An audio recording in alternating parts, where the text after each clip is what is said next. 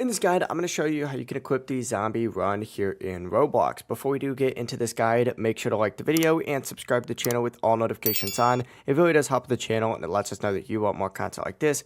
We'd greatly appreciate it. And if at any point that this guide did have any questions, just ask them down in the comment section below and we could help you out further. I'm going to be doing my best to reply to every single comment down there. Now this actually comes from the zombie animation pack. In order to get these, you need to start by going to your avatar, and once you're in the avatar section, what you need to go ahead and do if you're in the marketplace is switch over to customize.